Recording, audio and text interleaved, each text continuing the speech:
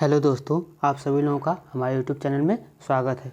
तो आज हम करने वाले हैं करंट अफेयर क्लास।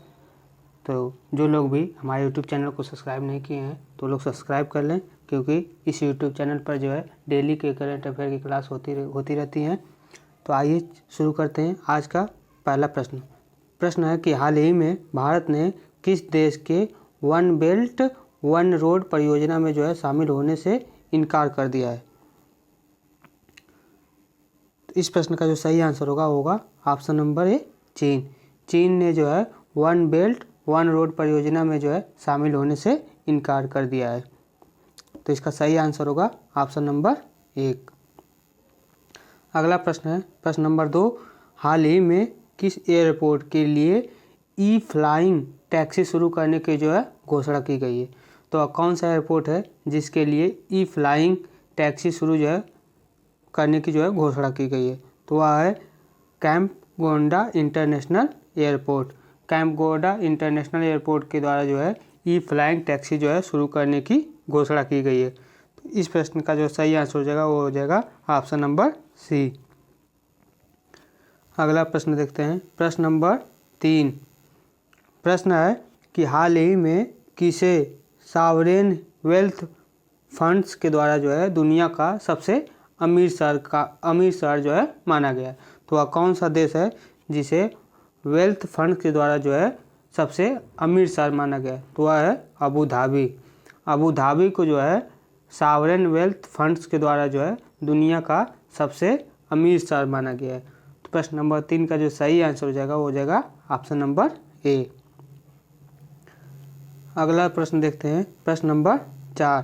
प्रश्न नंबर 4 है हाल ही में किस विधानसभा में केंद्र सरकार से वक्फ यानी कि संशोधन विधेयक वापस लेने का जो है आग्रह किया गया है।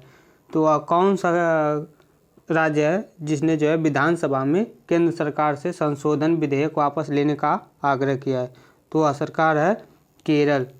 केरल सरकार ने जो है विधानसभा में केंद्र सरकार से जो है संशोधन विधेयक वापस लेने का जो है आग्रह किया है।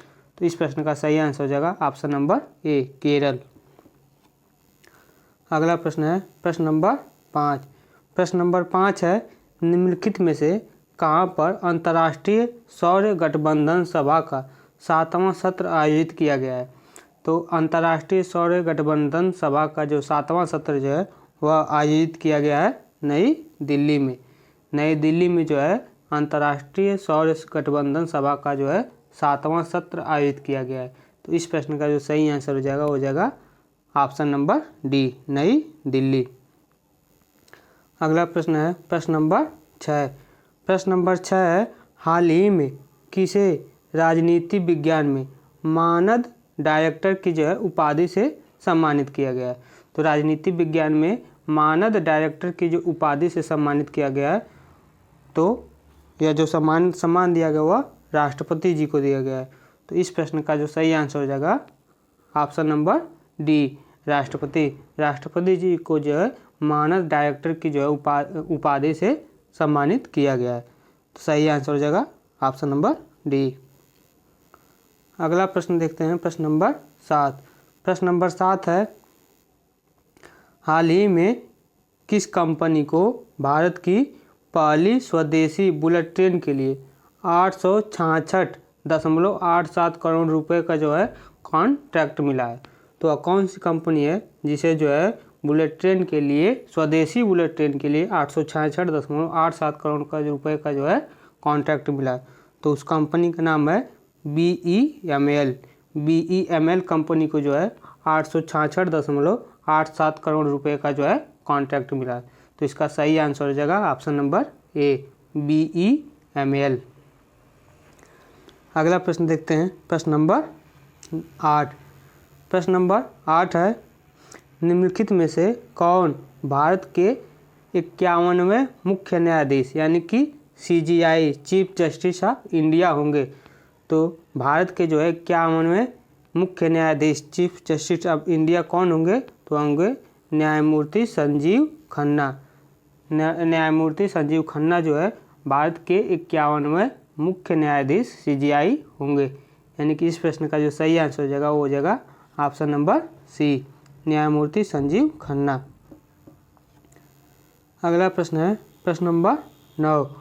प्रश्न नंबर 9 है निम्नलिखित में से किस तारीख को विश्व एनेस्थीसिया दिवस मनाया गया है। तो विश्व एनेस्थीसिया दिवस जो है किस तारीख को मनाया गया है, तो वह मनाया गया है 16 अक्टूबर को।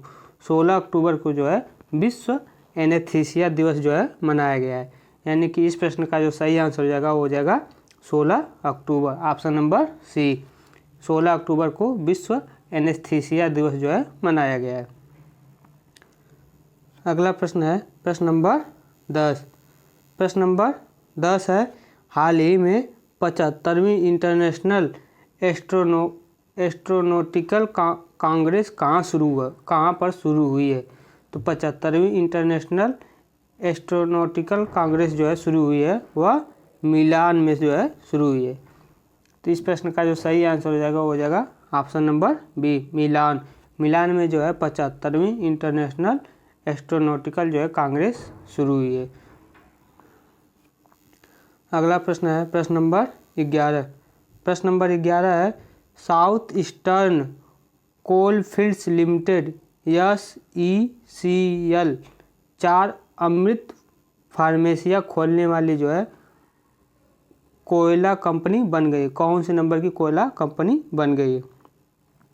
तो इस प्रश्न का जो आंसर हो जाएगा वो हो जाएगा पहली, साउथ ईस्टर्न कोलफील्ड लिमिटेड यानी कि SECL 4 अमृत फार्मेसी खोलने वाली जो है पहली कोयला कंपनी जो है बन गई है। तो इस प्रश्न का जो आंसर हो जाएगा वो हो जाएगा ऑप्शन नंबर ए।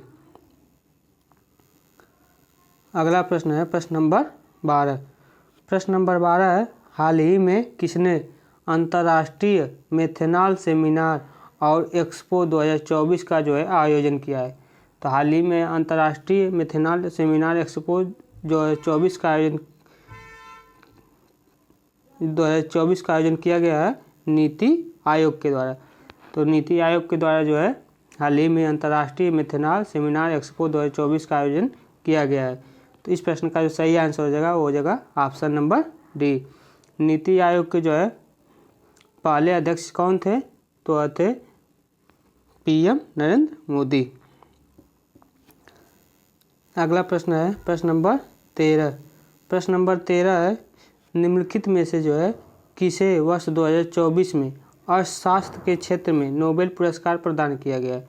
तो अर्थशास्त्र के जो क्षेत्र में नोबेल पुरस्कार 2024 में किनको प्रदान किया गया है। तो नोबेल पुरस्कार 2024 में प्रदान किया गया है डेरान एसमोल्गू, साइमन जॉनसन और जेम्स रॉबिन्सन। इन तीनों लोगों को जो है अर्थशास्त्र के क्षेत्र में जो है नोबेल पुरस्कार प्रदान किया गया है। तो इस प्रश्न का सही आंसर हो जाएगा ऑप्शन नंबर डी, उपर्युक्त सभी। यानी कि डेरान एसगोल्को, साइमन जॉनसन, जेम्स रॉबिन्सन, इन तीनों लोगों को जो है 2024 में अर्थशास्त्र के क्षेत्र में जो है नोबेल पुरस्कार से सम्मानित किया गया है। तो सही आंसर हो जाएगा प्रश्न नंबर 13 का ऑप्शन नंबर डी। अगला प्रश्न है प्रश्न नंबर 14। प्रश्न नंबर 14 है हाल ही में किस राष्ट्रीय उद्यान को भारत का दूसरा सबसे बड़ा तितली विविधता केंद्र घोषित किया गया है। तो भारत का जो है दूसरा सबसे बड़ा तितली विविधता केंद्र घोषित किया गया है। तो कौन सा राष्ट्रीय उद्यान है, तो है काजीरंगा राष्ट्रीय उद्यान। काजीरंगा राष्ट्रीय उद्यान को जो है भारत का दूसरा सबसे बड़ा तितली विविधता केंद्र घोषित किया गया है। तो इस प्रश्न का जो सही आंसर हो जाएगा वो हो जाएगा ऑप्शन नंबर बी। अगला प्रश्न देखते हैं। अगला प्रश्न और लास्ट प्रश्न है प्रश्न नंबर 15। हाल ही में भारत ने किस देश के जो है कार्यवाहक उच्चायुक्त सहित 6 राजनयिकों को निष्कासित कर दिया है। तो वह कौन सा देश है, तो है कनाडा। कनाडा ने जो है हाल ही में भारत के जो है कार्यवाहक उच्चायुक्त सहित 6 राजनयिकों को जो है निष्कासित कर दिया है। तो इस प्रश्न का जो सही आंसर हो जाएगा वो हो जाएगा ऑप्शन नंबर सी, कनाडा।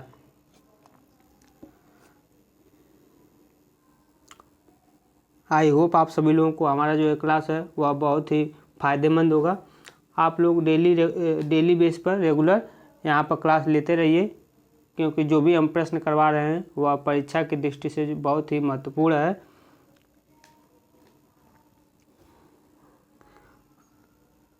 अब आगे क्लास जो है कल होगी। जय हिंद, जय भारत।